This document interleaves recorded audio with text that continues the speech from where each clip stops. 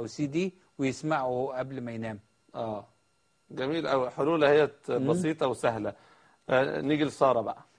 ساره الحقيقه عندها مشكله كبيره جدا اللي هي بنسميها بالانجليزي، ما بحبش استخدام الانجليزي بس مضطر، بور امبلس كنترول، اللي هي عدم القدره على التحكم في الغضب. وهي سريعه الغضب سريعه الفيء زي ما حضرتك قلت، وده بيدل على مشكله ما ان لم تكن اضطرابا في الشخصيه.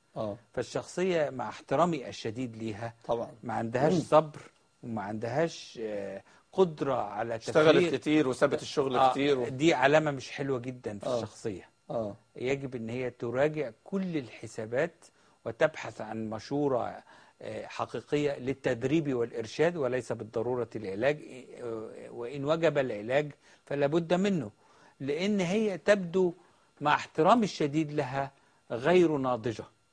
سن 22 سنة المفروض تبقى مسؤولة، ده في ناس عندهم عيال وبيربوهم وبيمسكوا أماكن حساسة.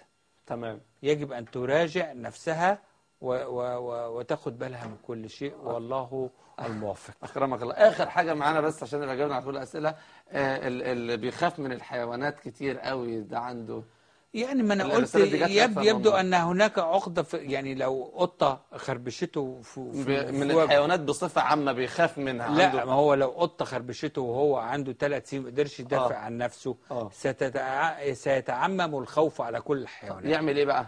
لا، في حاجه اسمها ديسنسيتيزيشن، نزع الحساسيه. ان احنا نبتدي نوري له صور حيوانات، وبعدين نبتدي نوري له حيوان من بعيد، وبعدين نوري له كرتون حيوانات، وبعدين نوري له حيوان من بعد، وبعدين نقربه منه، وبعدين احنا نلمس الحيوان قدامه. العلاج المعرفي السلوكي، نغير من مفاهيمه تجاه الحيوانات. يعمل لك الحيوان ده انت اقوى منه يا راجل يا طيب. بالحوار الهادئ ده. جزاك الله خيرا يا دكتور. بارك الله فيك. يعني يا جماعة والله إن شاء الله تكون حلقة مفيدة، وإن شاء الله يكون أبنائنا وبناتنا المبتلين بالوسواس القهري مشكلتهم اتحلت، والدكتور موجود وقناة أزهري موجودة، واللي ما يقدرش يوصل للدكتور بس يوصل من خلال تحت أمرك. أكرمك الله يا دكتور وجزاك الله خيرا. بارك الله فيك. ونفعنا بعلمك ونفع الأمة والمسلمين. الله يبارك فيك. ويعني طوبى لمن جعل الله مفاتيح الخير على يديه.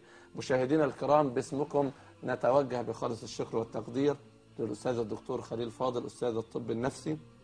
جزاك الله خيرا وجعل الله في ميزان حسناتك. بارك الله فيك. وإن شاء الله ما تنسوش حلقة بكرة في غاية الأهمية مع أسد السنة فضيلة الشيخ محمد عبد الملك الزغبي. هيكلمنا عن قضية مهمة جدا وخطيرة جدا وشائكة جدا، الولاء والبراء.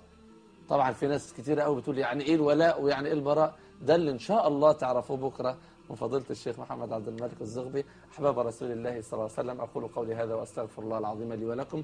صلى اللهم وسلم وبارك على سيدنا محمد وعلى آله وصحبه أجمعين. ونختم كما علمنا الحبيب المصطفى صلى الله عليه وسلم. سبحانك اللهم وبحمدك، نشهد أن لا إله إلا أنت، نستغفرك ونتوب إليك. والسلام الله عليكم ورحمته وبركاته.